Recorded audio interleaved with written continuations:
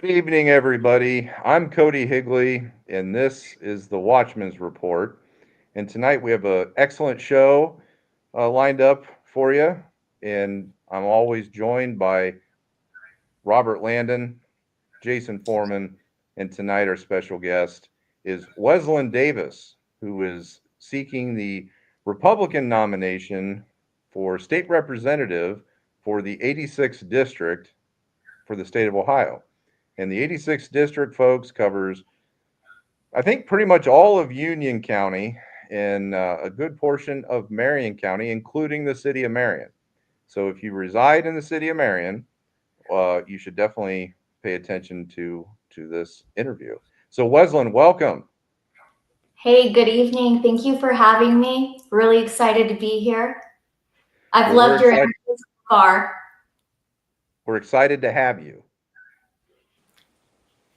Well, we should get into it. What's All right. first on the list tonight? Well, tell us a little bit about yourself. As I understand it, you grew up in Township, where you live now, right? Or at No, least in the early actually, I years. grew up, yeah, well, I lived there when I was a little girl, and my dad passed away in a car accident at the young age of 27.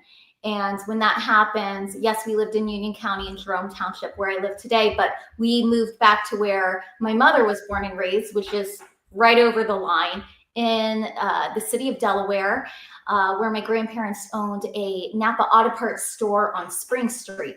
And so we lived in the houses right next door to Napa. Okay, so Maybe you we lived grew in up. one and then we shortly moved into the bigger one later on. Oh, okay. So you grew up with your grandparents, kind of around that small business, that Napa Auto Parts store. What kind of lessons did you learn from that experience, Wesley, Well, as you far as know, business goes? many. I the majority of my childhood memories are in that store. I was attached to my grandfather's hip. Um, he was a World War II veteran. He was an incredible guy.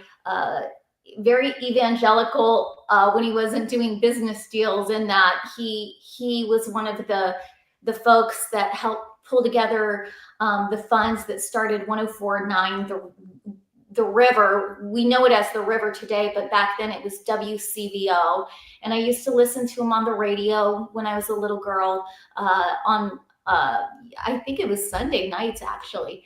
But I grew up in that store and he would give me one of those red mechanic rags. Have you ever seen those? They're always red where they were. Yeah. And I would dust the shelves and earn a quarter and get to go to the pop machine and put away parts. And as I got a little older, I learned how to deal with the invoices and would, walk from even middle school, which Willis was 2 blocks over where I went to middle school, and do some invoicing for her. And, my whole family, my uncles worked there. My mom delivered parts at a certain point when I was growing up, and all of my siblings worked there as well. So I learned entrepreneurship and responsibility and working with my family and taking care of each other. And, that definitely impacted my life because, as soon as I was able, I started my own business downtown Delaware as well. So are you from a big family? Was this all hands on deck? All the members of the was it the Van Dyke family, or was it on your maternal side? It was my mother's side, the Lane family, Okay. Lane.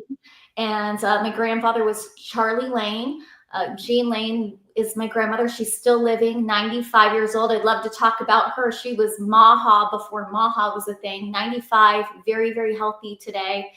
Um, and yeah, so big family. All three of my uncles, both of my uncles worked behind the counter, and then next door there was a mechanic shop, and my other uncle ran that, and my mother ran parts.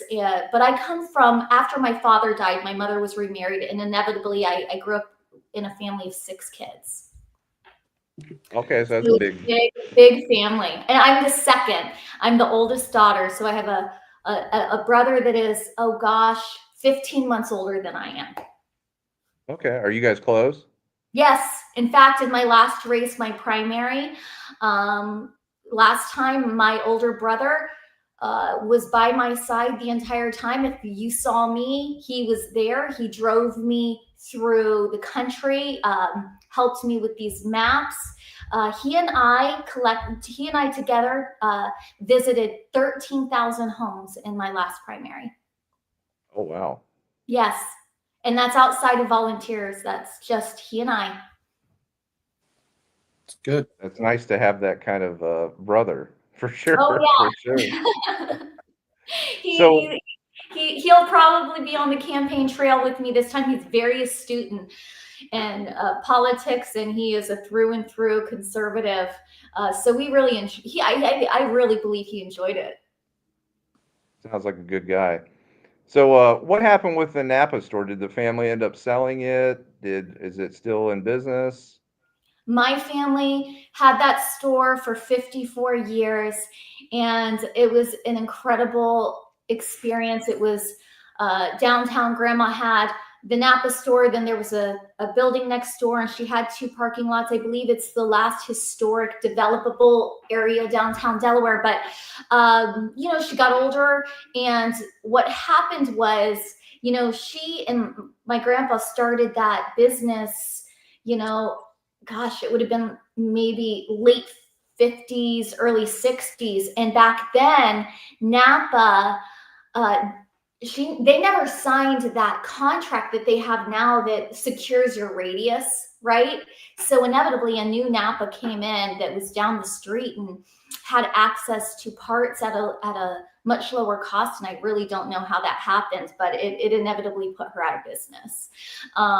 But she had it for 54 years, 54 years strong, a lot of local jobs, a lot of well-known people that were loved in the community, worked at Napa, and we serviced a lot of residents and community contracts. I think at one point she had the contract that took care of all the city buses. There was an outside sales guy as well. So it was a great business. You don't become a millionaire opening a Napa store by any means, but it definitely helped take the edge off when my mother was a widow, and then remarried a carpenter, a trim carpenter, raising 6 kids under a $50,000 income. So the Napa store helped to make sure all of us kids had brand new shoes each year. So it was a lovely childhood.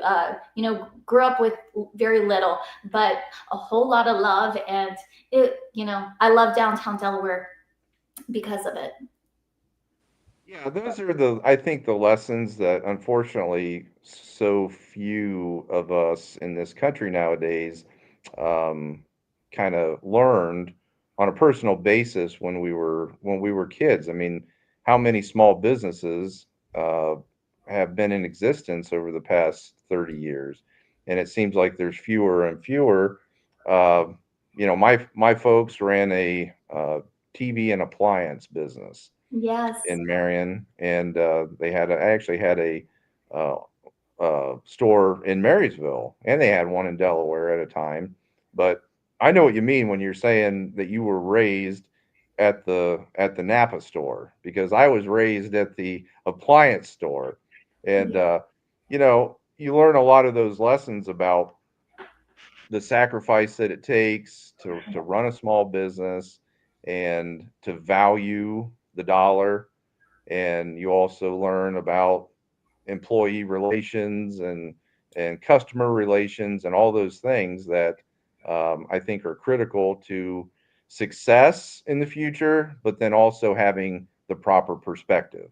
And I think that it also instills in you kind of free market principles, conservative principles, um, and to me, those are bona fides. That So is it's an exactly. interesting story. Well, that's exactly it. And I see what I experienced in my hometown is what I see in Union and Marion counties. I mean, you look at downtown Marion, you look at, downtown Marysville, and these small towns, and it, to me, it's not just these little boutiques or shops or auto part stores or restaurants that just pop up.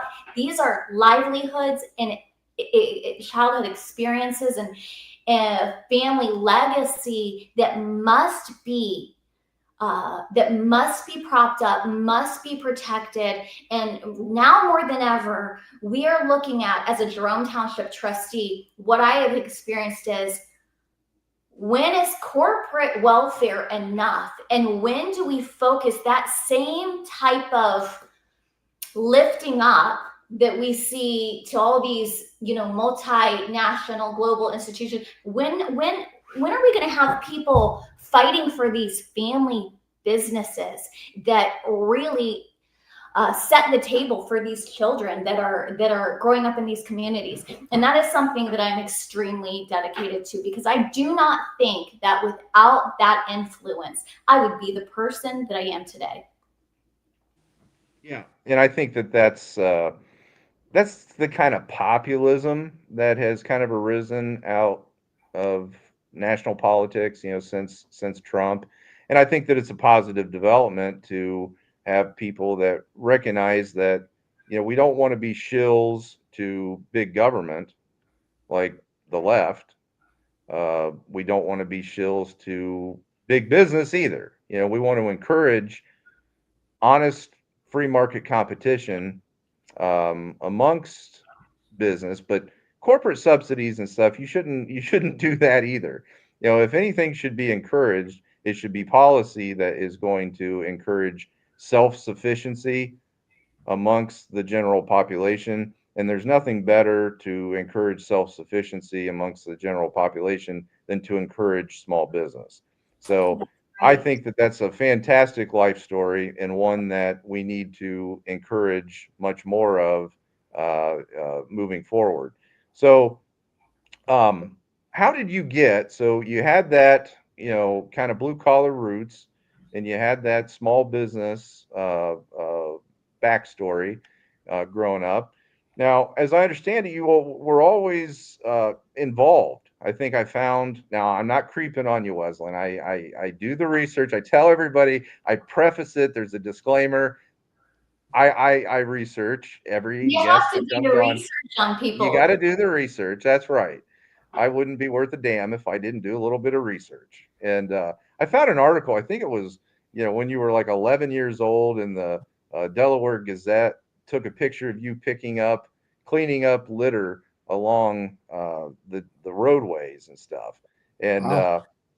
so it's a spirit of community involvement at a time when you were a kid. So is that kind of what sparked your interest into politics, or was it when you started your own businesses? Tell us how you started getting involved.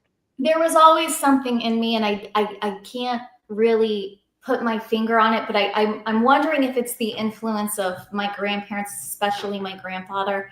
Uh, he always told me that I was going to build businesses and change the world. He spoke life into me since I was a very young child. And, I didn't play with baby dolls when I was little, and there's nothing wrong with that. I didn't. And I love being a mother, and I'm very nurturing, and I played house with my sister. But mostly what I was doing was, uh, I would create business cards or look for things like what you just described. I needed to see a result. And I think as an adult, I'm recognizing that I was like that as a child. So, anything from picking up trash, and that was my mission, or creating a business card and asking my grandpa if I could charge him, $1 to go find rocks and put them around his flower beds, like a landscaper. I did that once. Um, I was always looking for something like that. That was, I have a goal, I'm going to achieve it. It was either to build a little business or do something community oriented. I'll tell you a funny story though. One time I think I was 10 years old. I took a manila folder from Napa and I went around the neighborhood when I was 10 and I knocked on doors and collected, I think, $100 for the Humane Wow. Society. That's and then, impressive.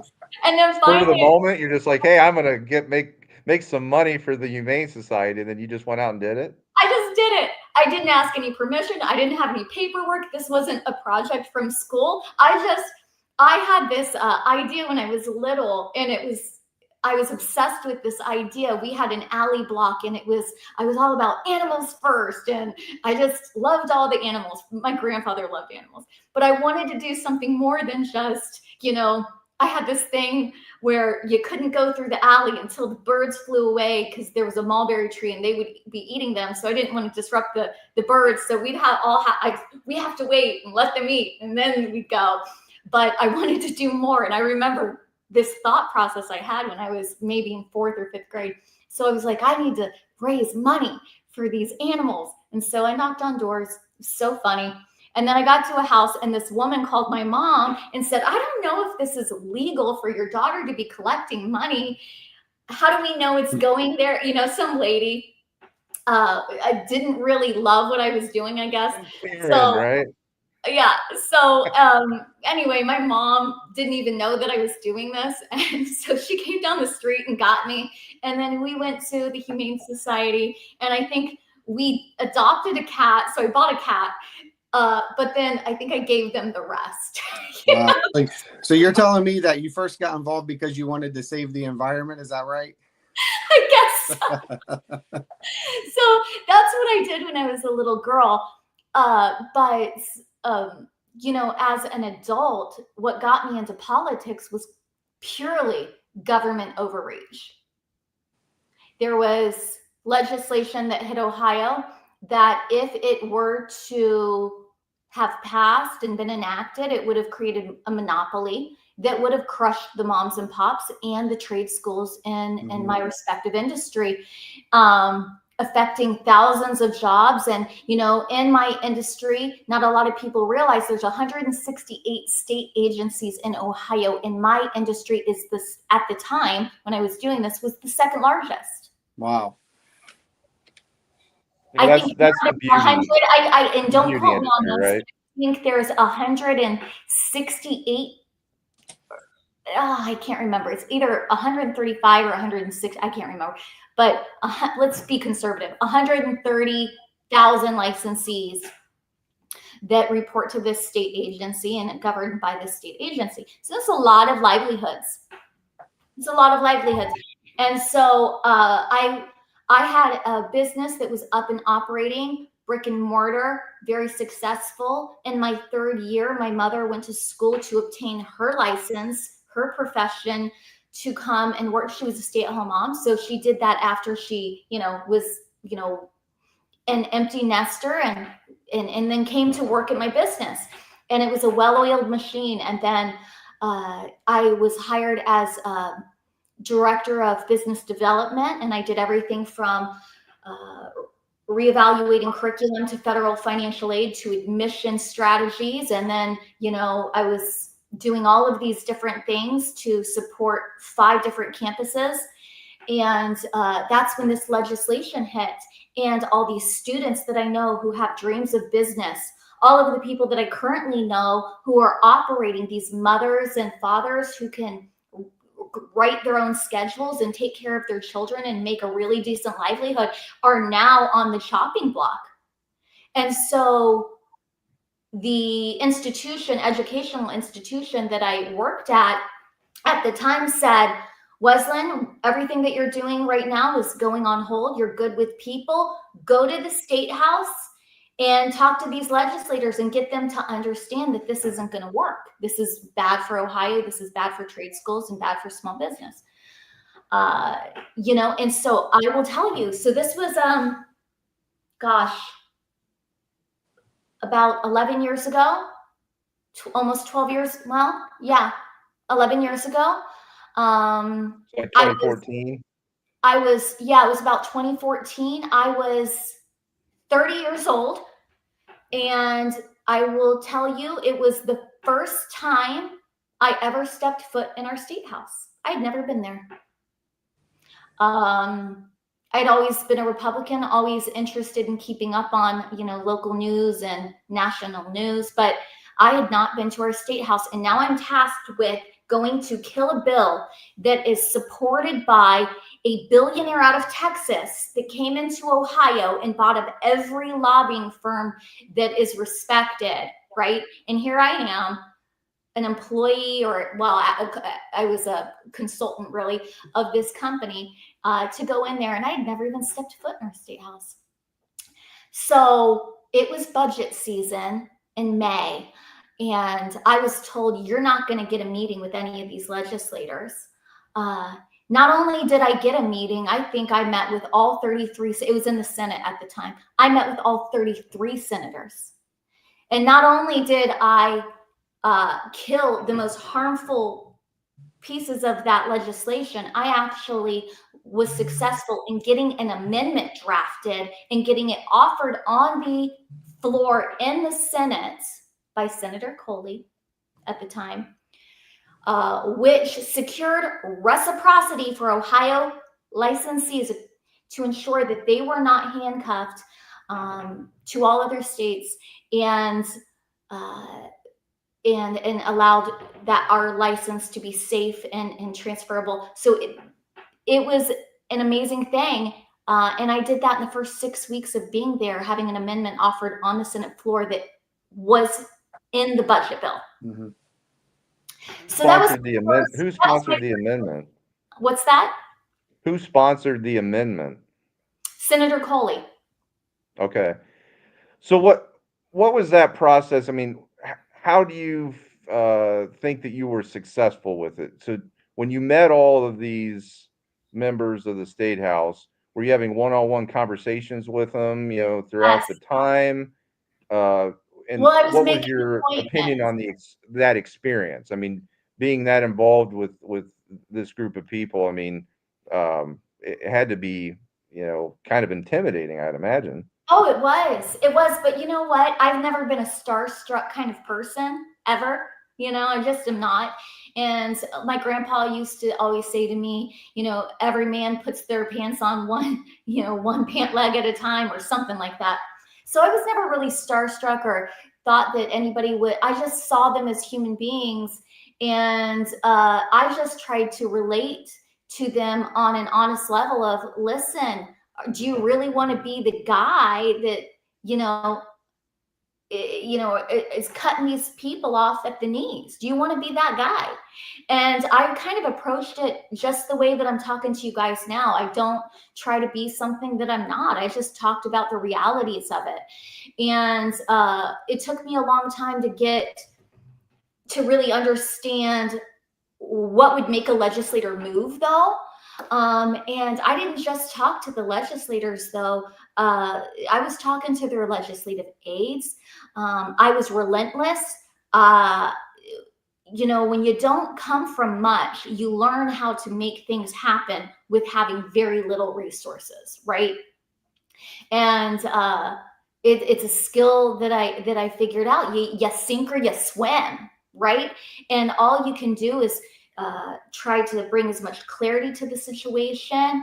I would make calls and for appointments until somebody talked to me. And if I couldn't get them, I'd hang out in the hallway till I found that legislative aide, and I'd talk their ear off and inspire them to talk to their boss. And that's how I did it. You might as well had a cot in that state house for me for the first 6 weeks. And then I was there, goodness, nearly 5 days a week for the longest time, because it didn't end there. But how long did the process take?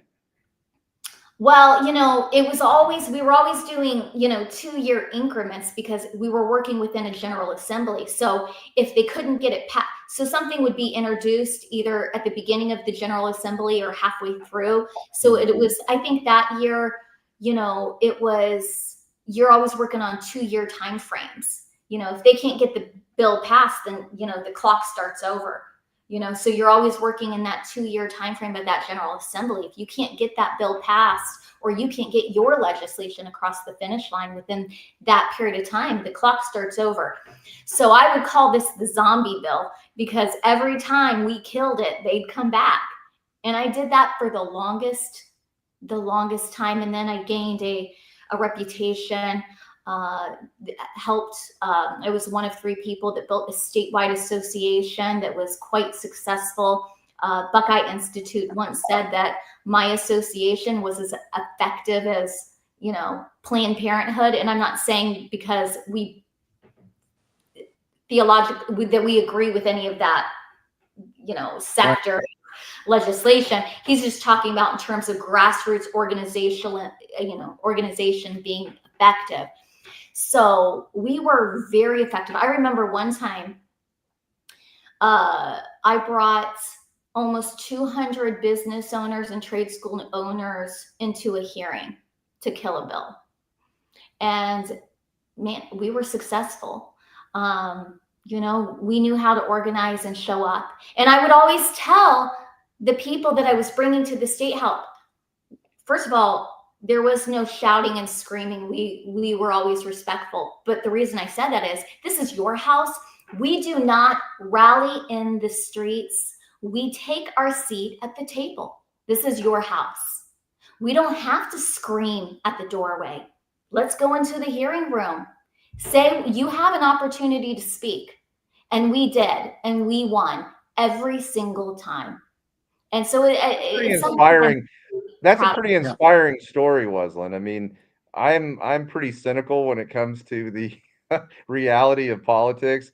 I'm kind of like, man, this whole system doesn't work very well. But hearing that kind of gives me some faith. Well, thank you. It was one of the greatest honors of my life. And I know for a fact that we made a huge impact to livelihoods and small businesses across Ohio. And this is also why, you guys, this is why I took COVID so personally. The executive orders, Amy Acton, and what was going on at that time so personally, because I had a front row seat of seeing these folks across the state of Ohio, from Cleveland to Cincinnati, taking care of their families. They're not millionaires.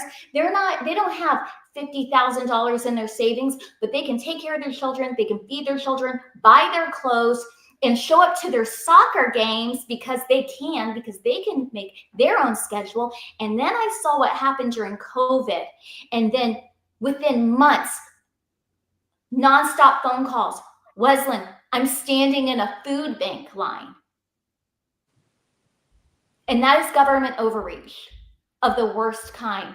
Destroyed. Some people lost 70% of their revenue, if not had their businesses destroyed completely. Mm-hmm.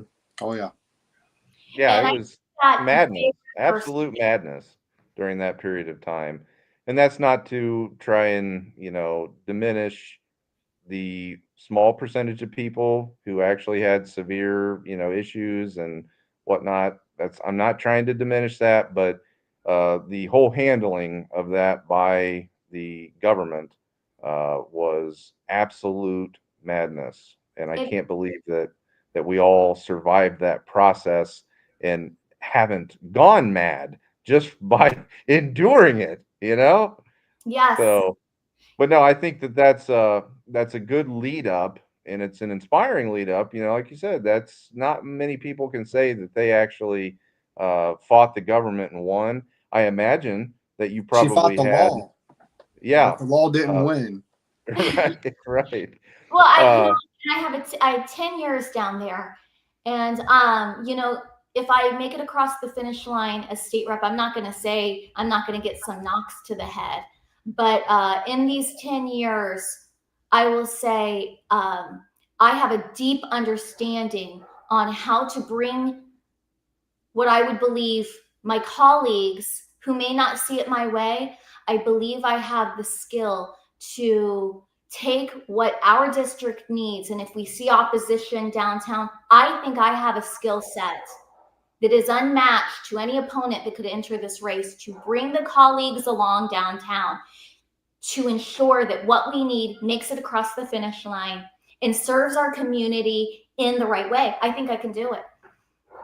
So, that's why, I'm very passionate about property tax reform. I'm very passionate about childcare for our district. I see it as infrastructure, not just some one-off service. I see economic development as a critical thing that needs attention on another level in our area. And I intend to fight for our district in a way that I don't think that we've seen. Yeah, I think that there's a whole bunch of stuff that needs to be addressed in the state of Ohio, nationally, locally, across the board. And I think one of the most interesting and probably one of the topics that needs definite attention to is the property tax issue. So, what are your thoughts on that? I mean, we have this initiative, that citizen-driven initiative of getting rid of property taxes. What are your thoughts on that, Wezlynn? Well, it's not going to be on the ballot this year, but I do think that if the legislature doesn't get it right, very, very quickly, like in months, we're going to see it on the ballot next time, and I think it'll pass. And I'll think it'll pass because I'll tell you, the corporate welfare and the pet projects are out of control. We have the money to provide property tax relief now. But when we have, all that money going to, the Brown Stadium and all of these other pet projects all over the state of Ohio, imagine if we cut the fats and we focused all of that money. It's not about, it's about the waste. It's not about that we don't have the money. It's about how we are spending it. And that's the biggest problem that we have. And people are tired of it. And I think that if Columbus doesn't get it right within the next couple of months, we will see a complete elimination of property tax, which is really difficult because what that does is it will defund our fire departments, it'll defund our schools, and it will defund our police. So are we doing the left's work for us? You know what I mean? I mean, that's what the left says. And here's the thing. I don't think anybody should be renting their property from the government. But what I think is we have the opportunity to provide real relief now, and we better get it right before we are in a situation where the citizens say, you don't want to do it right, we're going to do it for you. And I see that coming down the line. So, what do you view the proper role of government to be? So this is a little bit of political philosophy, and what do you think the proper role of state government, well, any government, but let's just say state, should be? A representative singularly, or just the state legislature? I'm going to say the state government as a whole. What do Okay. you think the proper role of government is? The proper role of government is to make sure that we maintain, to make sure that government's not getting in the way of our lives, first of all. I mean, we need some form of government to ensure that, we have roads and things are operating. But there was a time when, that didn't exist either. And it was private, it was, people and private industries taking care of roads, not government taking care of roads. So what I think the role of government is if we're going to collect tax money and bring in state representatives, this is not for us to sit here and go, well, in 2 years from now, I'm going to need so-and-so's endorsement, so I better not, upset, the engineers association or whatnot, or I need the role of government is to ensure that we are using tax dollars in a way that directly serves the community and reinvests back into the people that are paying those taxes. And that is it. I think that government should be extremely limited and heavily audited. And I don't feel like that is happening at the level that it needs to be happening today. Do you think that we should start a Department of Government Efficiency in the state of Ohio? Like an And Ohio Doge? what's that? Like an Ohio Doge? Is that what you're Yes, saying? Yes. Yes. seriously. When Yes. you look at the number of government workers, if you chart it, now you can easily chart, and I've done it, and I've written articles on it from a historical standpoint. Just the sheer exponential growth in public sector employees within the federal government, state government, local government, it has absolutely skyrocketed, folks. And it's just ridiculous. And we're talking from, the 1930s, 1960s, 70s, 80s, 90s, all the way up. We managed very, very well, much better than we are now when we were living in the age of small government. And you got to think about that in the context of this property tax discussion, because in the age of small government, we had small taxes, a small tax burden. You didn't have to worry about funding all of these ridiculous, inefficient government programs. So that's Wesleyan. I mean, again, I'm a dyed in the wool conservative, and I'm a historian. Drive around any part of the state of Ohio. You go to Columbus, Cleveland, Cincinnati, Marion, Mansfield, Lima. Doesn't matter where you go. When were 75% of the structures built? Mm-hmm. Prior to 100 years ago. 1913, prior to the foundation of the Federal Reserve. And state of Ohio didn't have a state income tax until 1971. State of Ohio didn't have a sales tax until Right. 1937 or something like that. We have been funding this inefficient government for an ever increasing amount over the past 100 years, but in overdrive in the past 50 years. All the Right. while, our standard of living has declined hugely. I mean, you talk to you about your grandparents. That generation, yeah, well, grandpa worked at a factory and grandma stayed home and took care of the house and the kids, and people actually could afford to have children that were not living Yeah. off the government. It's completely just a mess. It's an absolute mess. So you have to radically change things. You have to look at the whole system, and that big part of that is shrinking the size of government. And I think that that fits in to conversations about economic development. But do you have any other closing comments on the issue of the Property property tax? taxes, or Well, would yes. I would you be mean, in favor of revisiting, maybe looking at reductions or eliminations like Vivek Ramaswamy is talking about with the income tax?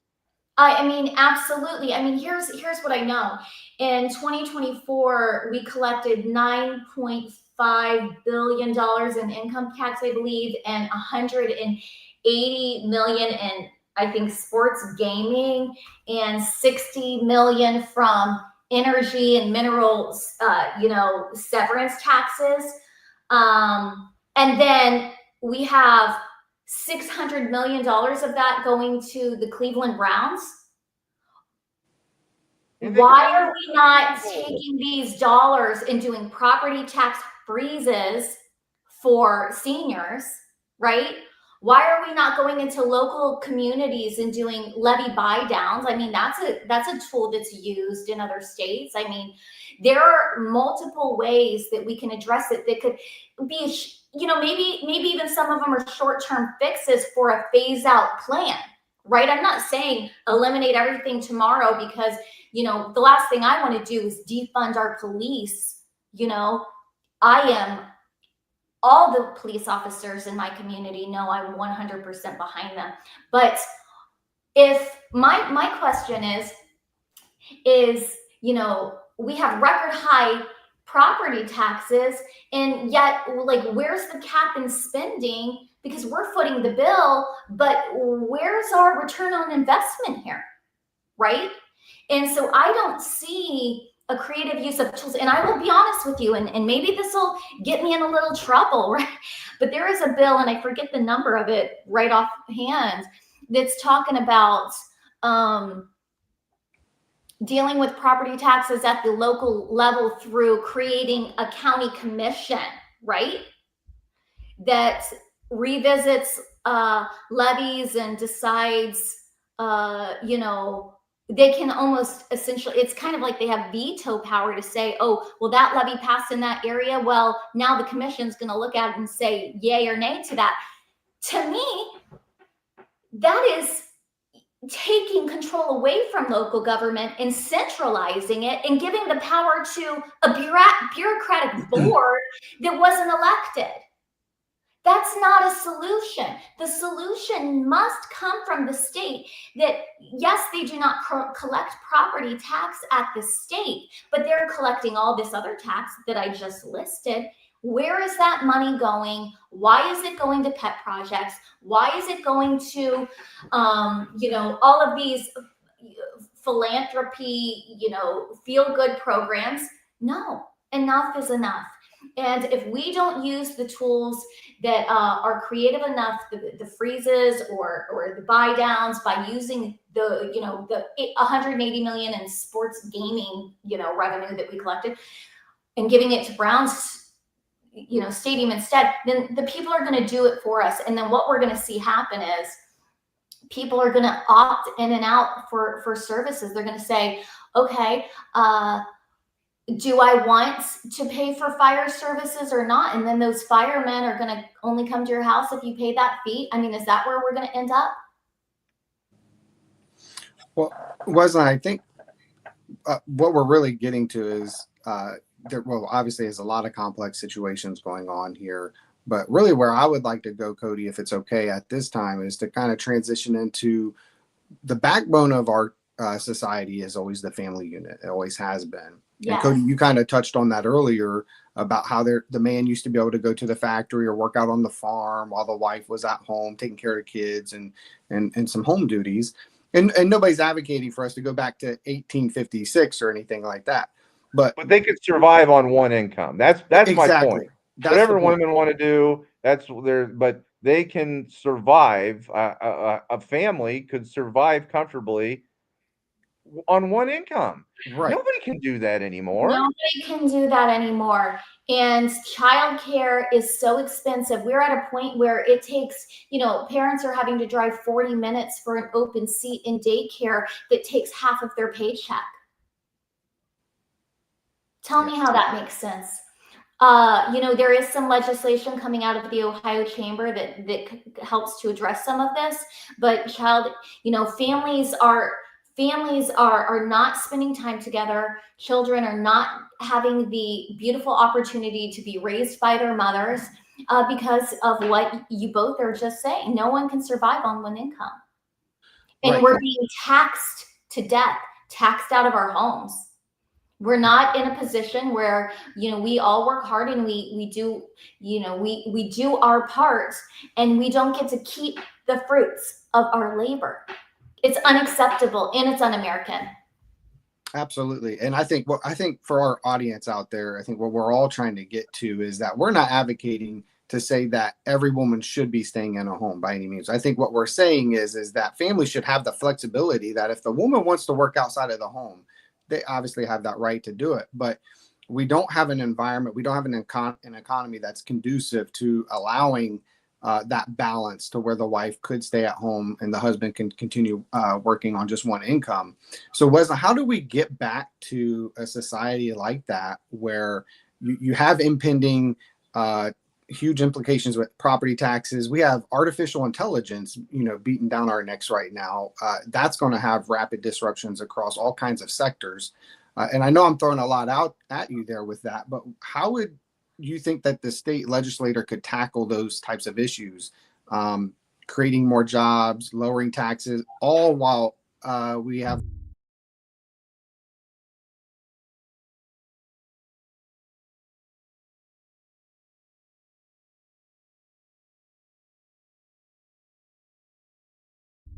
I am on data centers in my area.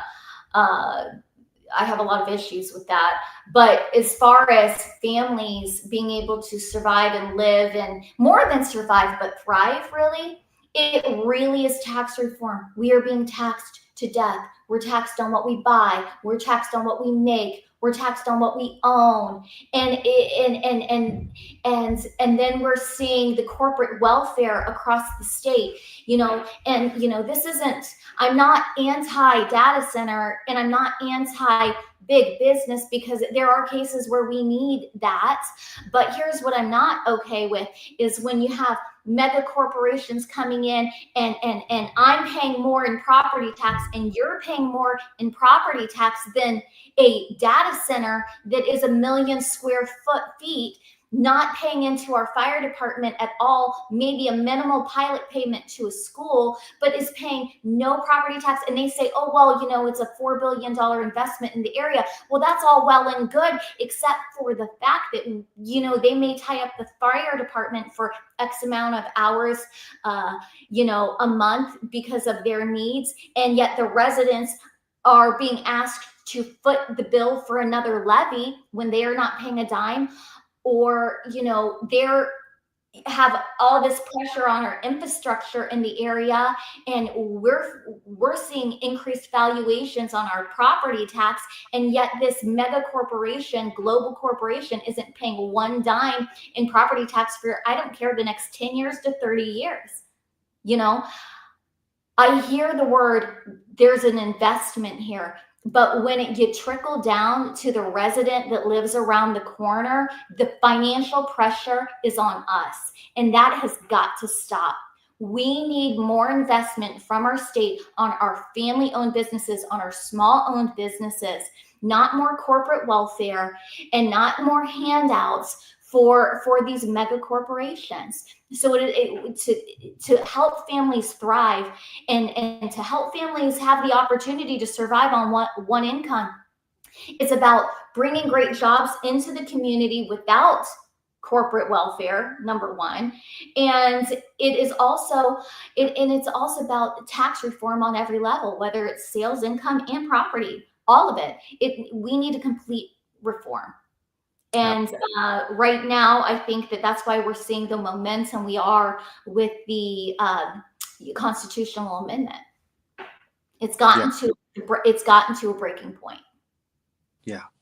Wezlynn, you and I had an opportunity to kind of talk about our faith and our upbringing, and obviously being a conservative, usually conservatives have a strong faith background. We kind of talked about the great things of that, some of the things that were not so great as well. Obviously, we live in a very red district, and we have families struggling with financials, but we see broken families, particularly here in Marion. I think 50 to 51% of our households are renters. You have a lot of families, a lot of children growing up in single parent households with just mom, dad, or even grandparents. Obviously, you can't come in and be the savior for all of those things. But as somebody that has a faith background, what would you bring to the table with that? How do you think that you could lead with influence or even policy action to restore families, to rebuild our communities? What would you say to that? From my Christian background perspective, is that what you're saying? Yes.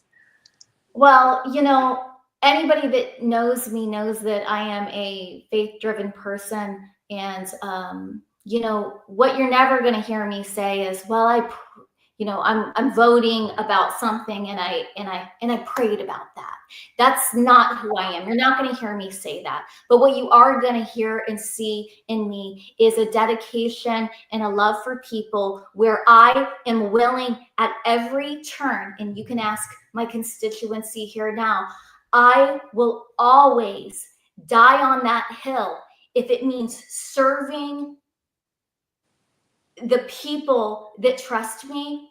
Whether you trust me or not, frankly, I'm going to die on that hill, because I think that if you're walking like Jesus and you're abiding in Christ, it's not just about what you say. It's about saying, it would give me a little political cover if I just, I might be better in with leadership if I just do this, and I might get a chairmanship if I just go this route. And, no one will really know, because at the end of the day, it's going to pass anyway. So it'd be best for me not to stand my ground on that topic, because then so-and-so is going to be mad at me.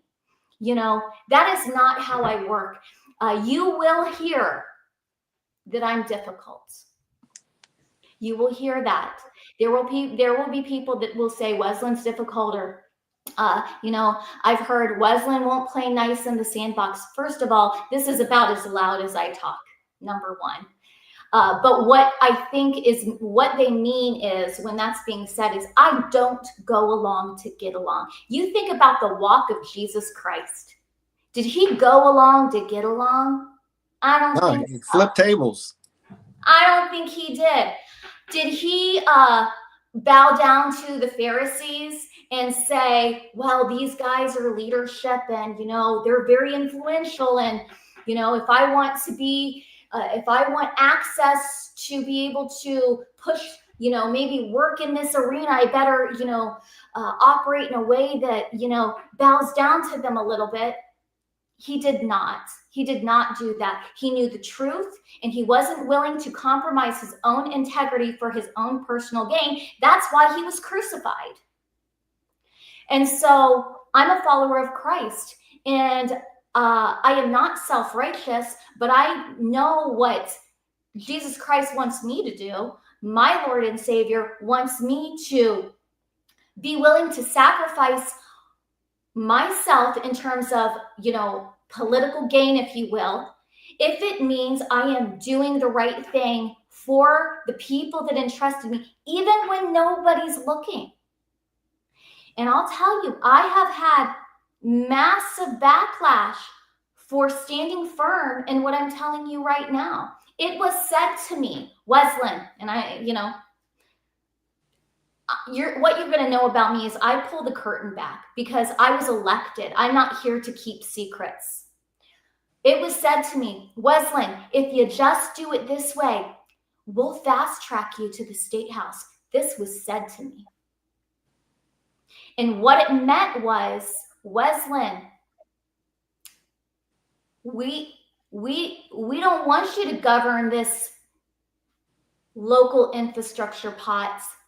We need you to relinquish that and let the higher government do that. Even though we're all Republicans and we're all conservative and we all campaign on this, keeping things local, keeping money local, keeping decisions local, when it came down to it, I was told, just do it this way. Play nice in the sandbox, Wezlynn. And I said, thank you very much for this meeting and this time and for your guidance. But, that's not what I was elected to do. And in many ways, that was doing something that I would say I knew that would be, there was sacrifice there. I had to go, I knew that within the first 6 months of stepping into the State House in 2015, I belonged there. I was like, there's something in me that I am meant to do this. I could feel it in my bones. Here I am 10 years later, elected in the fastest growing township in the state of Ohio. And I got things done that my predecessors tried to get done for 20 years. And it took me standing firm and being willing to be attacked on whether it was from my personality, the way that I looked, or being called difficult, being called a difficult woman, whatever it could be. And I knew, and it was thrown that way. But at the end of the day, I am not willing to go the easy route. I will always take the hard road if it means it's the honest road, if it means it's the road that I was entrusted by my voters to take. And so, you know, I'm going to tell you right now, the budget bill that gave $600 million to the Brown Stadium, I would not have voted for that. I would not. And we can sit here and rationalize and say, well, you know, there's a lot of good things in there too. But at the end of the day, I do not vote in favor of corporate handouts when I see people like my grandparents who have worked their tails off for 54 years, whose house has been paid off 10 times over, be taxed out of their home to the point where their little Social Security check is being eaten alive by taxes. We have opportunity to provide relief. And we need to be responsible and do the right thing. It's not a game of how long I can stay in office. It's not a game of lifetime achievement awards down there. You're there to serve or get out.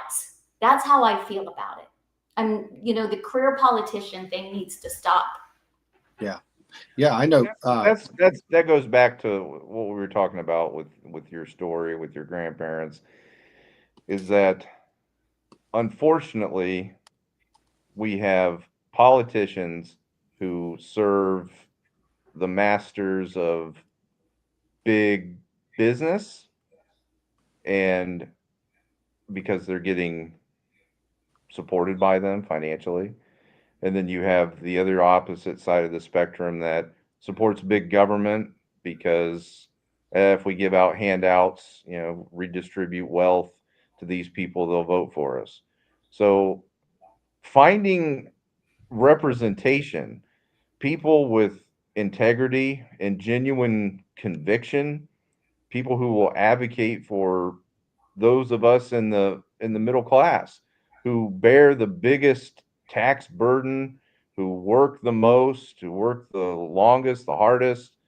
We generally don't have a lot in the way of representation because all our money's already being taken from us. So, you know, we're too wealthy for all the Democrats and the communists to come after us, and we're not wealthy enough for all the big business people to give a crap about us.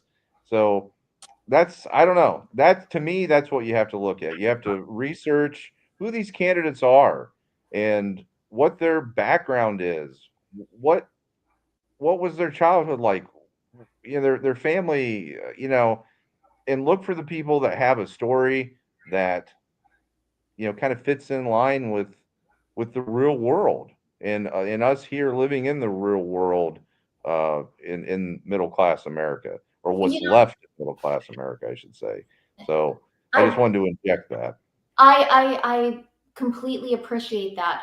And in this role, it would be my goal to push back on government overreach into your bank accounts, Marion and Union County. It would be my goal to push back on government overreach into your right to protect yourself with guns. You know, we've seen attacks on that. I would push back on government overreach into your businesses. I would push back on, you know, the attack on our police. I mean, we see that happening all the time. And I feel that I have the skill set to do it. You know, I have been on my own since I was 17 years old. And I lived in, well, you know, in my 20s, I would have never told anybody this, but you know, there's something about being in your 30s and then raising children that you see the value in knowing who you really are and being authentic to yourself, learning those lessons, even if there were mistakes involved, so that you can help shape your children in a way that can prevent them from making the same mistakes, or, you know, seeing the lessons in your life and your journey and bringing that to your children as soon as you can. But the reason I'm saying this is, Cody, I think it was you that told me, is what about the Marian schools? It's only the passage rate, or the It's low. 2.5 star rating on the state report card. Is that what it is? 8th grade proficiency for Marion City Schools, according to one of the members of the school board. So this was coming from him. So 8th grade math proficiency was 2%. 8th grade reading proficiency, according to him, was 5%. And this was within the last year when he did an interview. So that's an absolute failure. I mean, just probability, statistically speaking, if you put 100 people and threw them in the jungle and allowed them to be raised by wolves or something like a Jungle Book story, probably 2% of those people would be able to be proficient at math in the 8th grade, you know? So we're spending 60% of your property tax bill is going to an institution where you're getting numbers like that. That's pretty sad, isn't it, Wezlynn? Well, yes. And my concern is this, and I think I saw on the state report card, this 2.5% rating contributing to the drug epidemic that we see in the area? What is happening to these kids, right? And so and you're right, we don't want to funnel money to institution. We don't feel good about funneling money to institutions when we see that kind of report card, right? Anybody would feel that way. But as a state legislator, I'm sitting here going, how can I correct this problem so it's worth it for people to want to invest in their schools? And here's what I know. I would have never said this to you 10, 15 years ago, but I dropped out of high school in 11th grade. I was a good student. I had A's. I think I had a C in math, though, because I didn't like algebra. And Nobody does. But I was And you'll never use it in your lifetime. I was a smart girl. I was in advanced classes, even in English and language arts classes. I'd taken some college courses, but I dropped out of school because I was a student that fell through the cracks, truly. And I got a GED in 11th grade. And I came from a family of 6 kids, and we always had exchange students there, and my parents were great and everything, but I was itching to get out, and it wasn't the right environment for me. And I think that kids in Marion, and every children in every school, we need to remember, it's not a one size fits all situation. And so when we look at the way that we structure schools and we structure education, I think it's very critical, because purpose and pathways are so essential. And so what saved me is, now I will tell you this, I did go to Ohio State for a very short period of time. I got in on an essay and test scores, but I still didn't last, because the whole time I was sitting there looking at the clock, I was thinking I could be making money right now.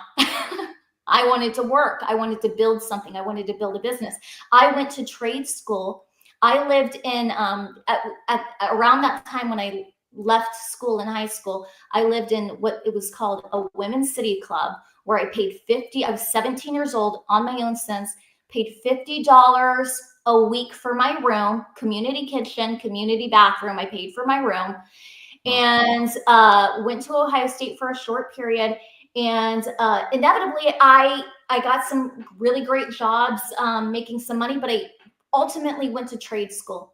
And that is what resonated with me and gave me what I needed to build something out of nothing. And I did. I built a successful business that I was able to pass on to my mother, who now has a retirement because of it. And I was able to go on with my husband, and we together, both of us had nothing when we met, and we built a business together. We have an investment firm that buys service-based industries. My husband's janitorial business. We're both in service industries, and we buy service-based industries, but it's all, you could say, blue collar trade work. 1,300 employees across the state of Ohio. Okay. And when I think about Marion, I think that our educational system needs a complete reform.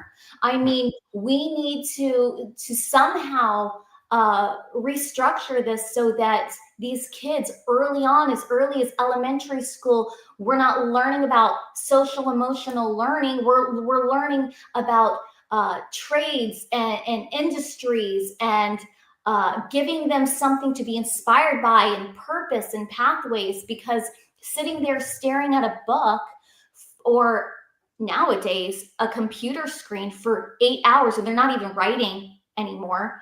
Right.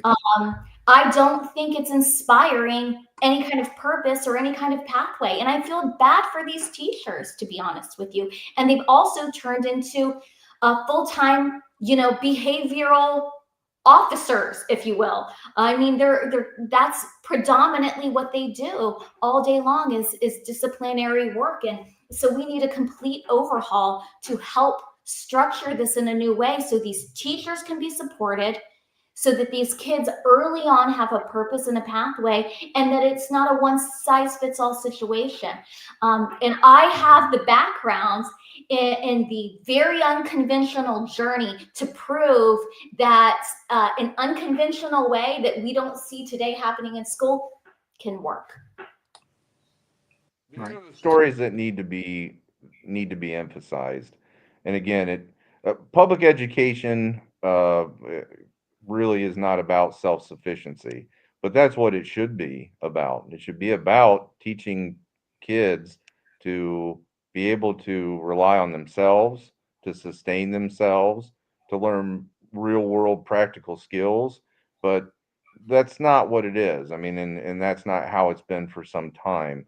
And I think that we can see that reflected in our culture. Our culture is rotten, and it's rotting even more rancid every day. So unless people realize that that's the way it is, and we take a dramatic turn in the other direction, I don't see this ending very well for And this with country. Marion, especially with the type of report card they're looking at, we can't just say, hey, do better. You know what I mean? That's really not fair to these teachers. We've really got to do a complete overhaul, in my opinion, on the way that we approach this, and getting rid of the state board is the first step in the right direction, and making it more workforce development, and making sure that, as we transition, and I think this needs to happen, it's unconstitutional for the majority of your property taxes to be going to schools. It just is. The state needs to take this on. They need to stop giving out all the money to these pet projects and pork and waste. They need to start taking this on and figure out a way, and I think that we can. And then we need to create a way that every child coming out of school has a purpose and a pathway in place, and then they're graded on that. And your dollars, are determined by whether you meet those metrics. That's how I think it should work. But we have to help create the plan. Jason, what do you think, sir? I know, Jason, you haven't said much. I don't say much. I kind of assess. I'm not real political. I'm more tactical and technical, and run the boards and stuff like that. But I'm really interested in this this Doge subject. A lot of people don't understand that the reason why they're uncovering so much waste and abuse is because of the failures to adhere to strict IT policies and things of that nature, or the concealment of things through those systems.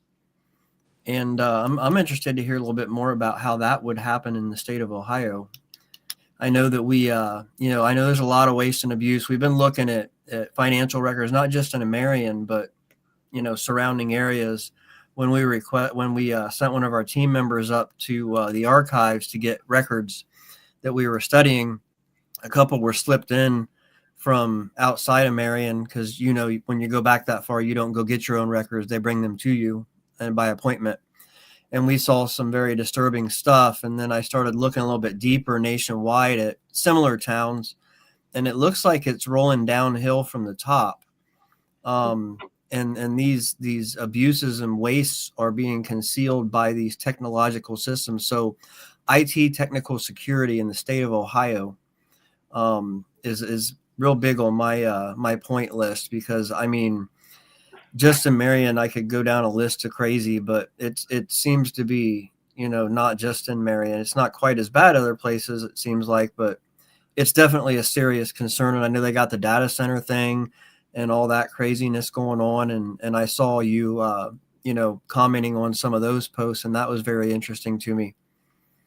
Right. And so as far as data and security, I will be honest that I am not the techiest person in the world. So that is not my wheelhouse. But what I would like to impart is I am not there to be an expert on every single topic, but I sure know how to find them. And what I really respect about Vivek is that I think that this is a top priority for him. I think that he intends on being very involved with developing priorities in partnership with the state legislature to ensure that your concerns, just as you described, are addressed in a proper way, in a Doge-like fashion. And I think it's going to happen.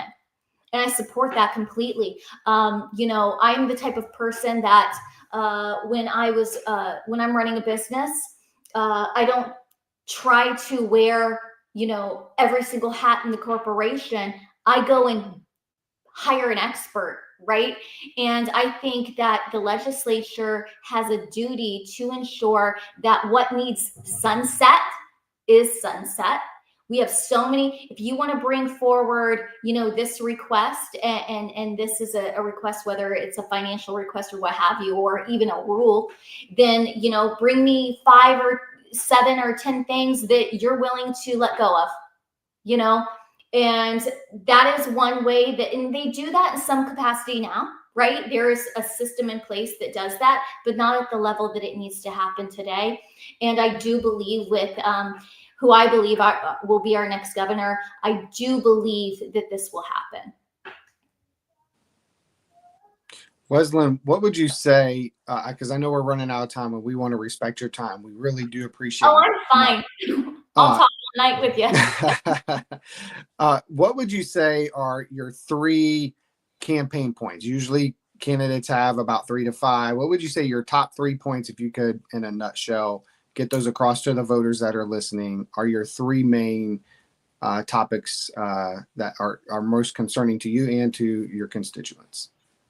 Property tax reform, in all actuality, ensuring that small businesses are not only protected, but amplified and given the ability to thrive, whether it's removing red tape, whether it's incentives to small businesses over corporate welfare, over corporate, multinational incentives that we're constantly seeing all the time. And then I would say, infrastructure and jobs. Those are my priorities. I'm going to be honest with you. I care very deeply about social issues, but that is not what I think. That is not where I want to make a dent. If we're going to keep families together, if we're going to keep families thriving, we need to make sure more money is in their pocket, make sure that they have infrastructure, whether that's roads, public safety, and childcare, and access to healthcare, and really allowing the economic freedom that's needed in the state for people to create something and own something. I think ownership, here's the thing, you guys, it really moved me. So the Charlie Kirk assassination got to me in a couple ways, and I know it did the entire country. I'm not special in that, but it hit me in a couple ways. My mother was a widow and I lost my father, so it hit me in that way. Not assassinated, obviously, but I relate to that in a way that is unique. But he also said something. I saw him speak 12 days before his assassination, and he said something that resonated with me like you would not believe. So when I was growing up, we never owned a home, ever. I grew up in rentals my whole life. My mother owned a home for the first time when I was 22 years old, okay? I was an adult. Right? I didn't grow up in a home that we owned. So I think that creating an environment in Ohio where you can own things and not be taxed to death is the biggest goal ever. That's why country music sometimes is so popular. Buy Dirt, that song? Yeah, everybody loves that song. Oh. I don't even know who sings it. But it's about buying a plot of land, right? And owning something and what that means. And I want every child in Marion, Ohio, and every child in Union, in all of the state of Ohio, but I'm only elected by you guys. It is my passion to ensure that people have ownership, and Charlie Kirk talked about this, and it struck me because he was like, we're living in a society where it's being pushed like, oh, just rent because it's convenient.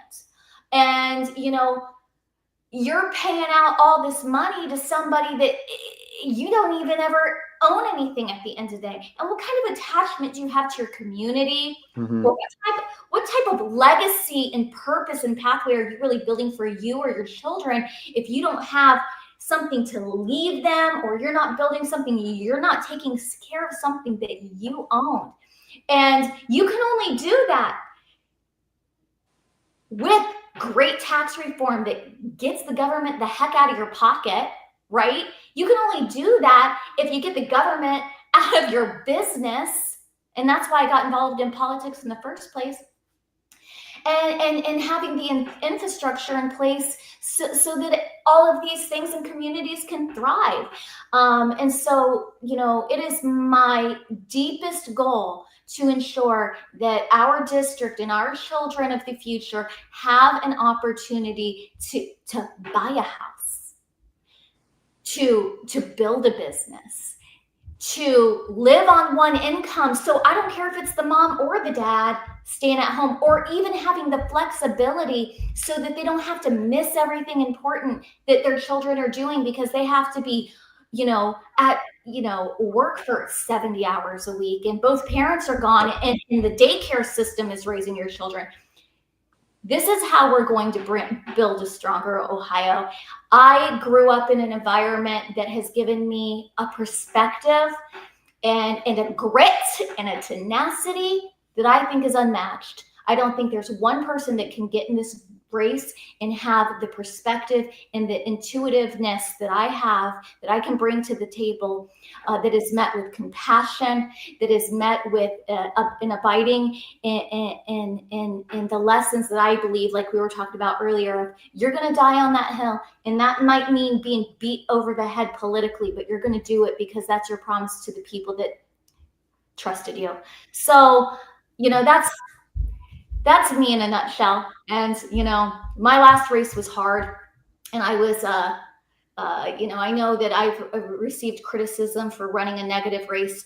And I will tell you to this day that I will only ever make comments based on someone's voting record. And that is it. That is not the experience that was, that is not the grace that was given me in that race, I will tell you. But I will only ever address someone's voting record. And, I'm very proud of the race that I ran before. And I hope that it laid the groundwork for this district to trust me to carry our priorities forward downtown. So, you know, it was a pleasure talking to you guys. I could talk for hours, but Yeah, no, we Yeah, appreciate well, it, Cody. we appreciate you joining us tonight, Wezlynn. Robert, do you have any closing remarks? I was just gonna say, is there anybody that you have heard might even join the race? Right now, we know it's you and Ben Weber. We haven't heard anything. Is there any expectation maybe somebody else might jump in the ring? I mean, it would be a little late for a state race for somebody to jump in this late. They would have a tough uphill battle, I think. Do you have any thoughts on that, Wezlynn? I do think there will be a third person. I know, you know, I don't want to out this person by any means because they haven't. I'm not going to say a name that before they have an opportunity, but it's not someone that has worked in the private sector. I will say that. Of course not. I'm sorry. I said, of course not. Well, yeah, it's not someone that's worked in the private sector, and it is someone much younger than I am. So, you know, I think that we're in a time where people are inspired to be in politics and they want to be there for their own reason. And I welcome anybody into this race. I think that it's, you know, may the person who has the best message win. And so I'm not worried about that whatsoever. I am very excited about some of the endorsements I've received. You know, I have the endorsement of, and not many people know this person, but he is leadership in the Senate, an incredible man. His name is George Lang, Senator George Lang. He's the majority whip in the Senate. That's a big deal. Yes, I've known him. He has seen me in action since when I first started stomping the state house, is what I say. And he is an economic freedom leader. He understands infrastructure in Ohio. He understands our resources. He understands, you know, we have, and it's incredible to listen to him talk, but you know, we like to tout, listen to this, we like to tout that we have such a low unemployment rate. But if you were to talk to George Lang, who's the economic freedom fighter in Ohio, he would say, okay, that's all well and good, but guess what? It's a 33% non-participation rate in Ohio. So what does that tell you? Mm-hmm. Everybody's like, nobody wants to work. Nobody wants to work because we have a system that is broken that incentivizes able-bodied people to leech off of the system. It's got to stop. It has got to stop. And then this comes into trades and economic development and how can we incentivize people to go into these industries and be great workers and provide. But we have to create an environment also that allows you to own some stuff around here. For the love of God, you know? And so George would tell you, he's like, listen, we have a 33%. I don't know what we're bragging about, you know? So we have to fix that. That is a broken system that needs addressed immediately. He was also explaining to me, and this is an incredible thing, we have more water in Ohio than most of the country, so our aquifers underground, right? And the resource that we have that is untapped in our natural gas and our energy that is untapped in Ohio. And I care very much. I'm a utilities nerd just from being a township trustee. Man, I really like to dive into utilities, and I find it to be completely fascinating. And I love the economic development structures and deals that you do between, you know, with private partnership. I think it's critical and it's important the way that that is addressed in our communities.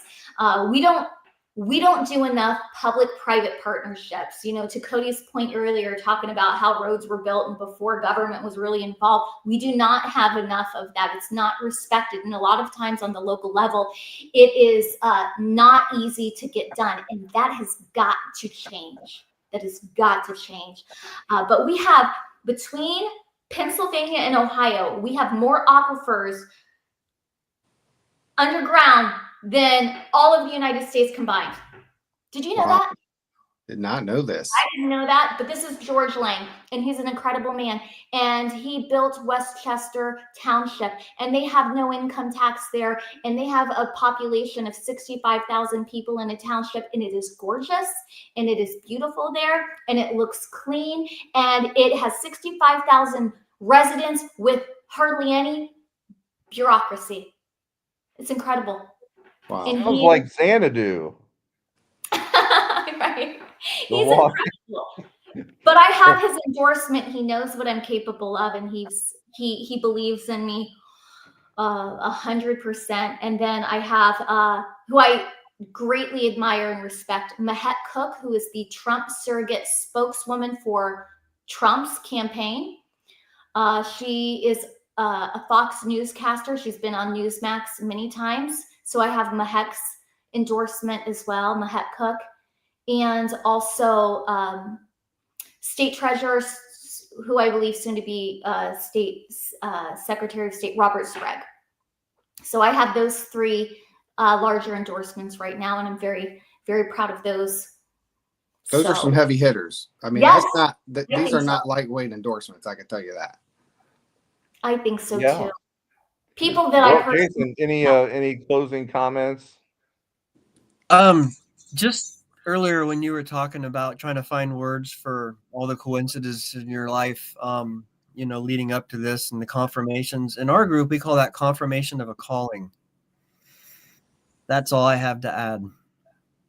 That's true. I mean, that's a good point. There's definitely, people, I think that God, calls people to service, and, that may be evident when you're very young, and it may come later. So you just got to be receptive to it, and you got to be willing to use your talents and skills and actually put them to work and actually try to Not be benefit. scared to do it, right? That's the Yeah, thing. a lot of people scared, are. like- It takes a special person to, be David staring down Goliath. So, Wezlynn, greatly appreciate you joining us tonight. There will inevitably be a part 2. I think there's way too much stuff to talk about in an hour and a half. So hopefully you'll join us again. And yeah, I hope you I will, enjoyed because as you're talking, Cody, I had like 3 more stories that popped into my head that I want to tell you right now. So we'll save those for next time. We'll save that for part 2. So, folks, I really hope you enjoyed the episode tonight with Wezlynn Davis, the Republican candidate for state representative of the 86th district. So be sure to go and check out her Facebook, her campaign page, and learn even more about Wezlynn and her platform. So for Jason Foreman, Robert Landon, I'm Cody Higley, and you've been watching The Watchman's Report. A watchman always stays vigilant. Have a good night.